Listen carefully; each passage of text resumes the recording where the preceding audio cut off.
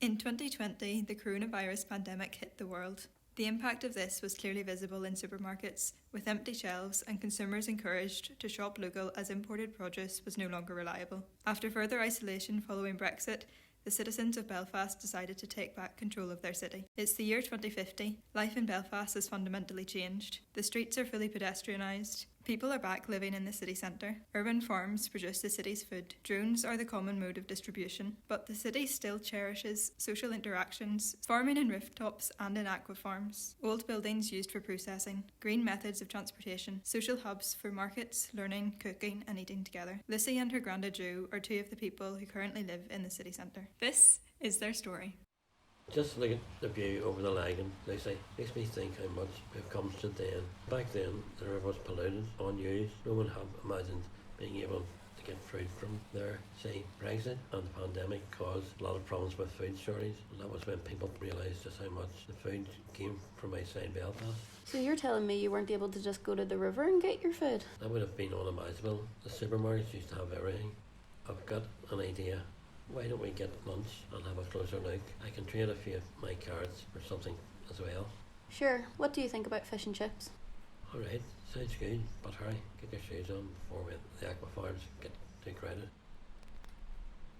Careful now, Lucy, the Lagan's very busy. There's a lot growing here, but we only need two things, 2 fish and some potatoes.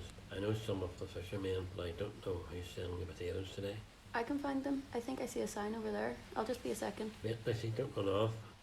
You probably forgot to bring carbon points with her too. Are you selling potatoes? Yes, all grown right here on the Lagan. I have a bag here. Just fill it up, please. My granddad can't seem to get his head around how the aqua farm works. Though I guess I don't really know how you can have fish and potatoes growing in the same place either. It's actually all quite simple. Much simpler than it was 30 years ago. All the vegetables grow in those floating beds down there. We make those beds out of dead plants, and as they break down, they help to feed the fish. All the waste from the fish helps to fertilise the plants too. People like me work alongside the drones that do most of the planting and picking. We've got engineers, scientists, and farmers. And everything we pick gets loaded on bicycles and sent off to Drone Square, or sold here to people like you. Speaking of, that'll be 35 points. I'll pay for that. I've got the fish too.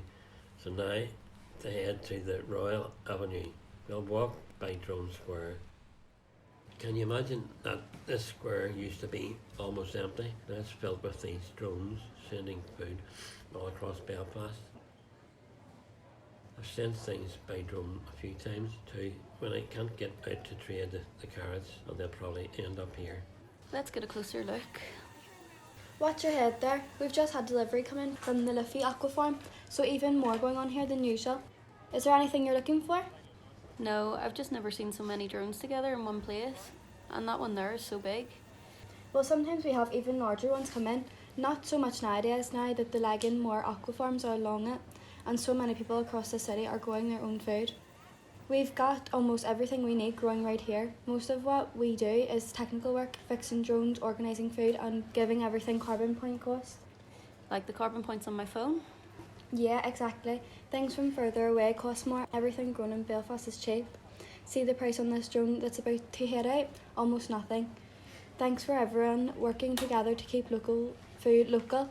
Anything we have left over goes to other nearby towns and cities that need it. Grandad, that looks like that huge cart you pulled up yesterday in there. We should go after it. Hey Lizzie, don't get carried away. We've got fish and chips to make. We just need some peas, and the app is saying there's someone willing to trade for these carrots up at the Primark building. Let's make our way over there. I never noticed that those buildings have fruit and vegetables growing up the walls. They all have roof gardens too, just like ours. Some people keep bees up there. I know a few that have their own chickens as well. Did you know that this is all used to be concrete and tarmac before they banned cars? Not a plant in sight. No way, it would be so empty. I guess it was. I remember they had to close off the whole street for months a long time ago because the Primark building had burnt down. Even it looks better now. One big vertical farm with allotments that anyone in the city can use. The guy I'm trading with actually has an allotment on the ground. Oh, it shouldn't take me long doing this trade. Why don't you find us a place to cook along Royal Avenue? Sure, I'll see if I can get the spot Mum and Dad always take. The view from City Hall is really nice from there. Sorry it takes so long there. Turns out the man I was training with was part of the bowling club I go to, just down the road from us. You've already cut most of the potatoes too. Doesn't that seem like too many? Can we give them to someone else? Of course, but let's wait. We've got some fish and chips to start cooking first.